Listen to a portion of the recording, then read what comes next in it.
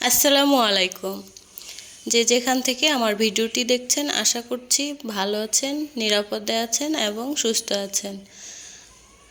আমাদের সামনে শীত পড়ে গেছে। এই শীতে আবহাওয়া চেঞ্জের জন্য অনেকের ঠান্ডা, সর্দি, গলা ব্যথা, কাশি এবং শ্বাসকষ্ট হচ্ছে। এই শীতে এই সব রোগ থেকে মুক্তি পেতে আমি ঘরোয়া 3টি টোটকা আপনাদের সঙ্গে শেয়ার করব। আশা করছি আপনাদের উপকারে আসবে। তো প্লিজ ভিডিওটিতে একটা লাইক দিতে ভুলবেন না। যারা এখনও সাবস্ক্রাইব করেননি তারা সাবস্ক্রাইব করে নেবেন। তো আমি এখানে মধু নিয়ে নিয়েছি। শীতের দিনে আপনারা রেগুলার দিনে 2বার করে মধু খাবেন। মধুটা সর্দি বা ঠান্ডার জন্য অনেক উপকারী। আমরা ছোট থেকেই জেনে এসেছি, বা মা, নানিরা সবাই বলতেন মধু ঠান্ডা বা সর্দির জন্য অনেক উপকারী। মধু খেলে সর্দি দ্রুত নির্মূল হয়ে যায়। তো আপনারা মধু এভাবে দিনে 2বার খেয়ে নেবেন। হালকা গরম করেও খেতে পারেন, এতে অনেকটা উপকার হবে। এখানে আমি মধু আর মধুর সঙ্গে আপনারা গোলমরিচ গুঁড়া করে মধুর সঙ্গে মিশিয়েও খেতে পারেন।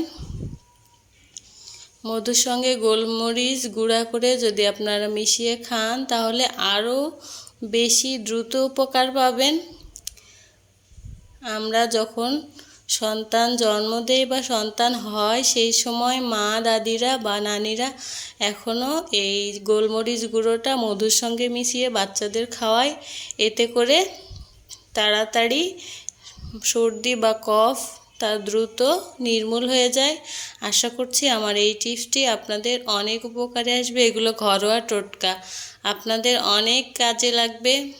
তো আমি এখানে নিয়েছি সরিষার তেল।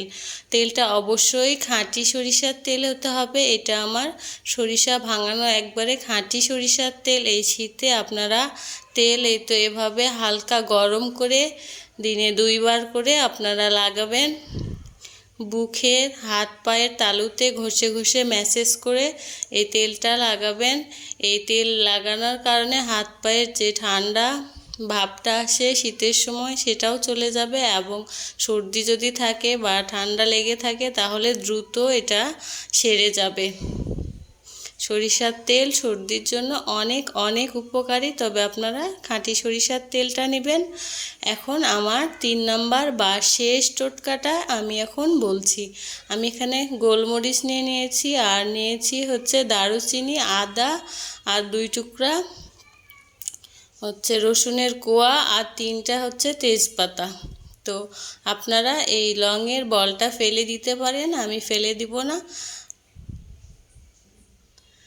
তো এই লং, গোলমরিচ, আদা এগুলো আমি কুচি করে নিব। এগুলো সবগুলো কুচি করে নিতে হবে। এরপর আমি চুলায় একটা পাতিল বসিয়ে দিয়েছি। পাতিলে আমি এই যে 1 গ্লাস পানি দিয়ে দিব।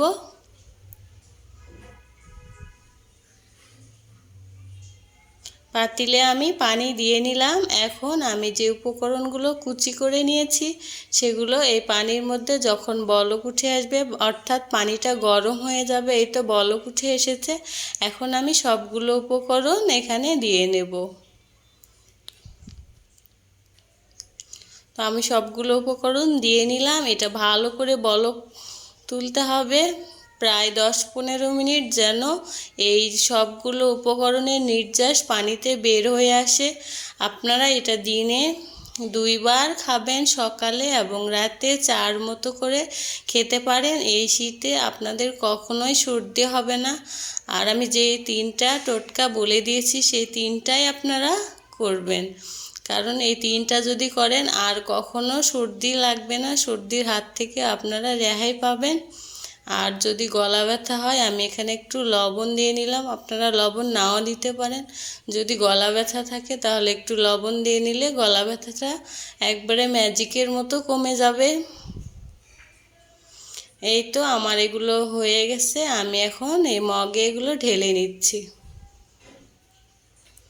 আমি 1 মগ পানি দিয়েছিলাম। 1 মগ পানিটা শুকিয়ে প্রায় হাফ মগের একটু বেশি হয়েছে।